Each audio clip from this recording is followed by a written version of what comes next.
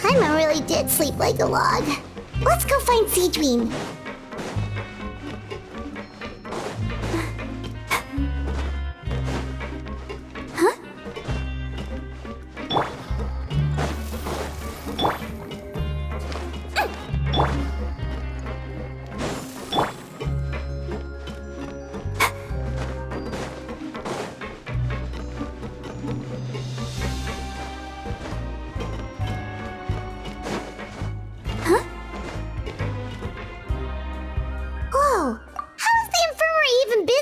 Yesterday. Good morning, Traveler and Paimon. I have a few people here for a checkup, so you might need to wait for a while. No problem. Anything we can do to help? There's a bit of a complicated situation here. I'm still getting to the bottom of it myself. You have to believe me. I'm telling the truth. You're in a medical facility. Keep it down. Please, listen to me. I'm not Gascon. I'm Uy. You're a horrible liar, you know that? We get all your mugshots with the arrest warrants. It's clear as day that you're Gascon. You mean because of the way I look? I don't know what happened. I just woke up like this. Then you guys dragged me in here for an interrogation. I brought you here to figure out what's going on. If you truly are the victim of an injustice, yelling isn't going to achieve anything. At most, it'll delay your vindication. All right. I get it. This is nuts. Yesterday's interrogations went fine, and now this. Morning, Your Grace. What's going on? Remember the case I mentioned yesterday? The one brought to me by the Marechaussee Phantom? Well, we've been questioning the inmates involved this morning. Every single one of them is claiming mistaken identity. That's even weirder than what that guy was saying yesterday. The thing is, none of them have been able to provide any evidence whatsoever to support their claims. Questioning them further got us nowhere, so for now, we've brought them to the infirmary. And we thought yesterday was as busy as it got for Sigewinne. We've compiled their statements. Have a look. Perhaps there's something we missed.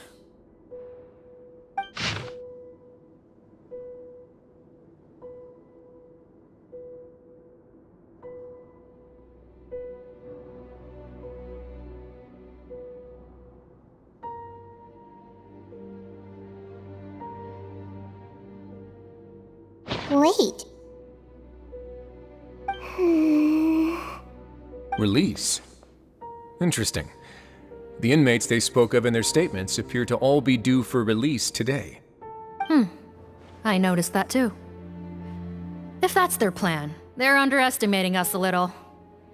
Every serious offender claims that there's someone else who just so happens to be due for release today. And they're expecting us to go along with that. All the more reason to be cautious. Lumberzar, check the release list for today and make sure no one gets processed. We're gonna need an excuse, though. Just say we're out of forms, and that we're furiously printing more as we speak. I'm on it. It's conceivable that our group of serious offenders somehow found a way to switch places with inmates who are about to be released, so they can walk out right under our noses. We did consider that possibility. But I mean, just look at them. They match the warrants, period. How could there have been a switch? Only if they're dead ringers for the inmates due for release, I suppose. I gave you that name list yesterday to assist in your investigation. Did that help? Yes, the inmates' mugshots were attached to the list. The first thing I did was check for lookalikes, and I didn't find any. The only other thing that stands out to me is that their voices sound a little different today. But it's not exactly hard to put on a fake voice. Oh, really? What does our head nurse make of all of this? Give me a moment. I think I have a way to confirm whether there's been a switch. I know, it's not time to change your dressing yet, but please bear with me. Huh? Isn't that the guy from yesterday? This should be Honore. He has very severe facial ulcers, which require an operation in the hospital at the court of Fontaine. I authorized him to leave the fortress for medical treatment under guarded escort. Yes, like I told you. I'm not Putton. I'm Honore. So there has been a swap. Well, I can see what happened in Potton's case, but how do you explain the other inmates? You're not telling me their souls switched bodies, are you? No, I believe it was their faces that got switched. The method is a bit like replacing a tooth. Take the bad tooth out, put a false one in. And actually, I think I can prove it to you. Traveler, Paimon, do you remember Eric from the other day? Yeah, sure do. Then you can be my witnesses. To start with, please fetch the inmate who claims to be Eric.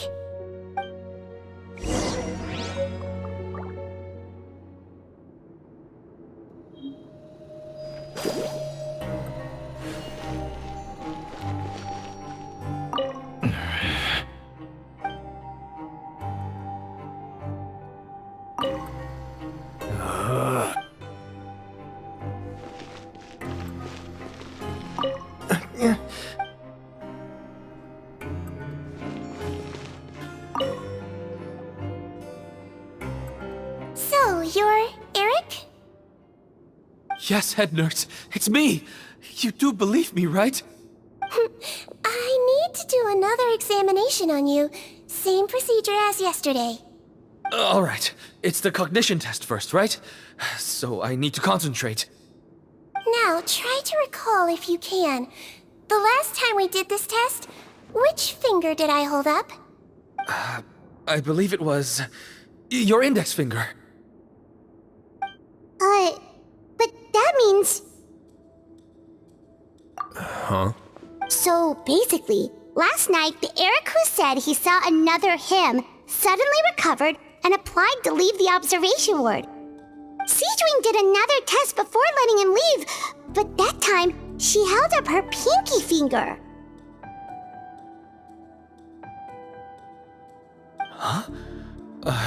I don't know about any test last night. There was nothing to do in the observation ward, so I went straight to bed. Then I somehow woke up in a high-security cell. Well, in that case, there is a reasonable explanation for the strange events of the past 2 days. So, what exactly happened? The gang of serious offenders wanted to break out of prison, so they identified a group of scapegoats, namely inmates whose terms were almost up, and planned to switch appearances with them. Last night, when Odilon was on duty, they ambushed him and had one of their group switch appearances with him using their face-swapping method. That allowed them to avoid scrutiny from the other guards. Then, once all the other inmates were asleep, Odilon spent his night shift carrying out the remainder of their switcheroo plan. However, they made one mistake. Henri changed his appearance to match Eric's earlier than he should have done, and ended up being spotted by the real Eric. Real Eric came to the guards for help, but we didn't know then what we know now, so we put it down to hallucination and sent him to the observation ward. However, since one of the gang members was posing as a guard, they simply changed real Eric's appearance and had their Eric take his place, muddying the waters even further. Right, because I put Eric on the observation list by then, and no inmates on that list can be processed for departure until I've discharged them. Hence why the imposters had to pull that little stunt to get fake Eric off the list. Yeah, it all makes sense now! The Duke cracked the case! Well, I can't fault the reasoning. But I'm afraid that we ruled out the possibility of face switching very early on in this process. Criminals altering their facial appearance to commit crimes is nothing new. In fact, one of the explicit duties of the Melusines and the Marechaussee Phantom is to identify criminals in disguise. We carefully examined all the suspects, and there is no evidence that any means of disguise were used in this case. Well then, how do we explain all this? So far, it seems more likely that the gang stole documentation belonging to the inmates due for release, and are using that to commit identity fraud. Actually, there is a potion that can completely change someone's appearance. If they use that, even a Melusine wouldn't be able to detect it. A shape-shifting potion? Forgive me, head nurse, but this is the first time I'm hearing about it. If such a potion truly existed, it would jeopardize our entire investigative process at the Marechaussee Phantom. Are you certain of this? Yes, I am. But Please, trust me in my professional opinion as an experienced clinician. At the same time, without any solid evidence, it's pure speculation. If we can round up all the inmates suspected of switching places, then have a little talk with both sides, we might just get our answer. Yep, let's do that. okay. Well, it was our negligence that meant we had to come and conduct these post-internment interrogations. And I know it's put you out. We'll do it your way. Your Grace, bad news. I paused the releases like you asked, but we were too late. A bunch of people already got processed 2 hours ago. I checked the list, and sure enough, it's all the people who gave statements. 2 hours ago? That's before today's interrogations began. They had this all planned out. So there really was a switch after all. They really pulled the wool over our eyes on this one. We should be able to catch up with them if we leave now, right? Not if that potion is real. They can just switch faces again after leaving the fortress. And if the Marechaussee's Melusines can't even spot them, we wouldn't know where to start searching. Yikes! So we're at a complete dead end!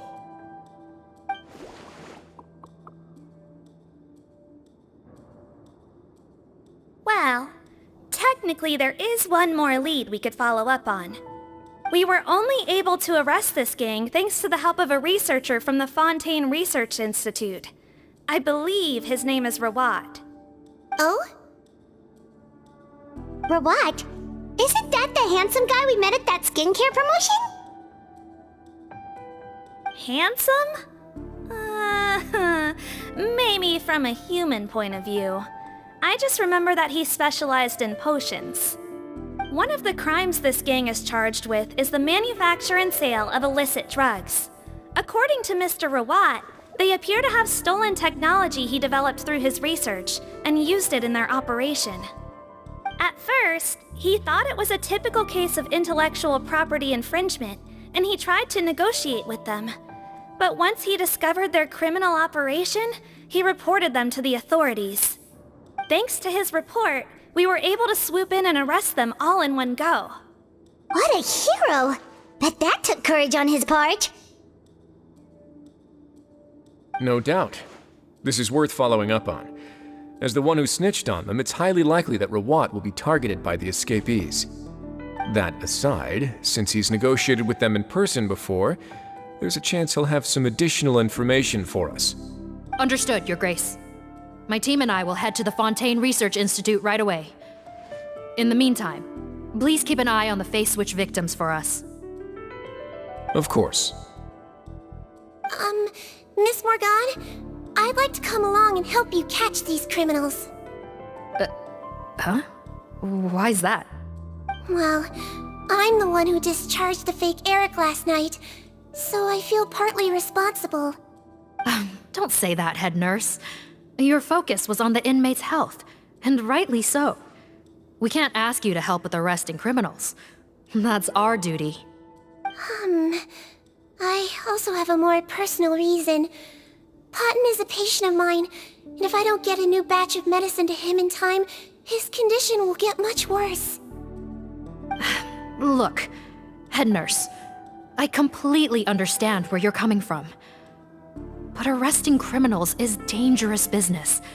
And if anything happened to you, none of us can afford to take on that responsibility. Don't worry, I can defend myself just fine. You say that, but still. If I may, Miss Morgan, Sigewinne is the one who raised the potion hypothesis, and I'm sure she has far more expertise on the topic than your team. My suggestion would be to bring her with you. And if you really are worried for her safety, then...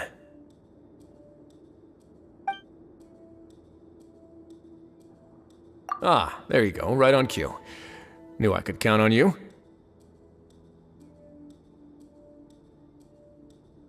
Okay. Well, since this plan has the Duke's blessing, far be it from me to refuse.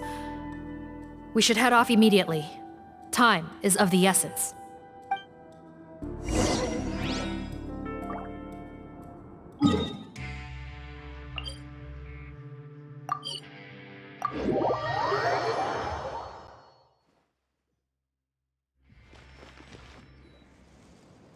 Greetings. Sorry to impose, but I'm afraid we're here on urgent business, and we're gonna need you to cooperate. The Marechaussee Phantom. Let me guess, you're investigating some more illegal research? Not this time, no. We're looking for a researcher. Do you know where we might find Mr. Rawat? Rawat. Oh yeah, Mr. Handsome, right? He actually doesn't work on site here very often. There's a handful of researchers in the nearby area who know him pretty well, though. You can see what they know. Just a handful? Paimon figured he'd be the most popular guy around. Well, I guess you could say he's popular, at least on a superficial level. He's blessed with good looks, so he tends to make a good first impression on people. But in all his time here at the Fontaine Research Institute, I don't think he's ever had a single deep conversation about his research with his peers. That's no way to make real friends around here.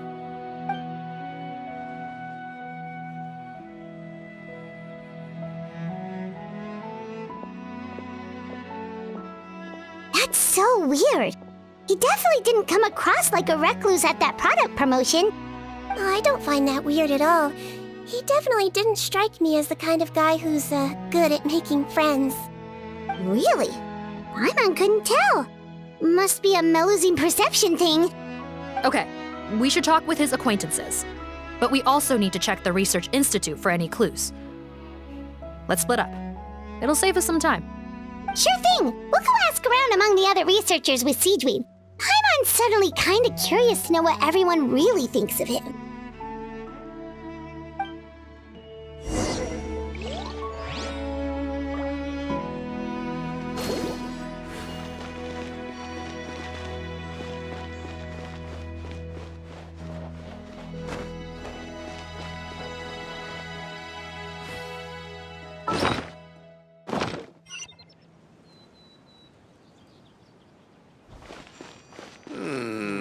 What should the next Fanta flavor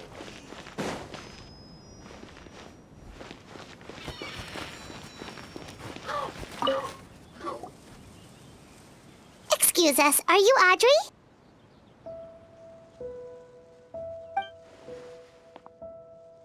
That's me. What is it? Are you close friends with Rawat? We're trying to find out where he is. Close friends? You mean because I told him I had feelings for him once? I doubt I'm the first or last at the Institute to make that mistake.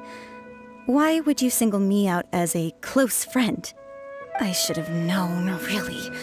Men like him, they just enjoy being surrounded by fawning women. They're not interested in a serious relationship. Okay.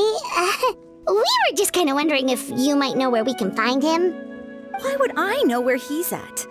I barely know him, and he probably doesn't even remember me. Ugh, this is getting annoying. Shall we go ask someone else?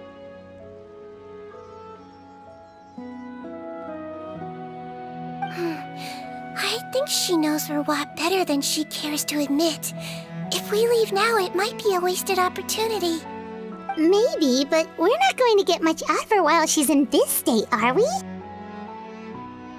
She's displaying symptoms common among people in love, if that's what you mean. But I know a cure.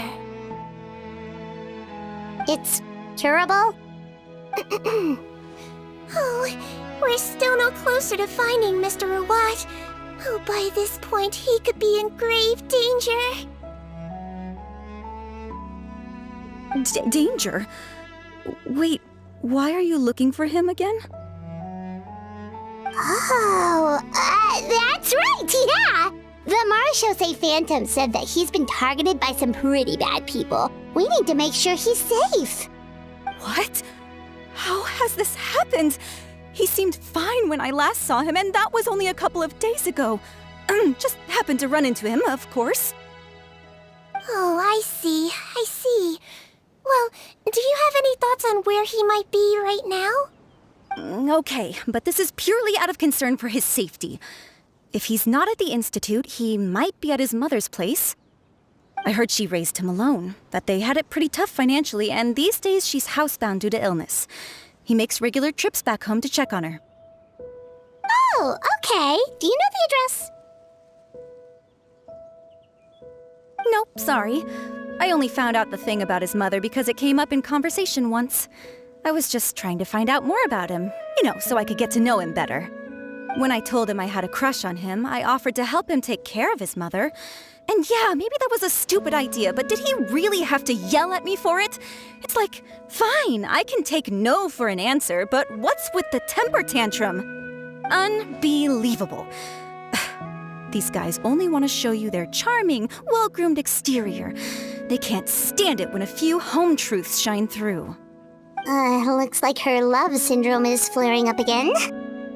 We need to find out Mr. Rawat's mother's address. Let's check with the Marechaussee officers when we regroup. Cool, sounds like a plan.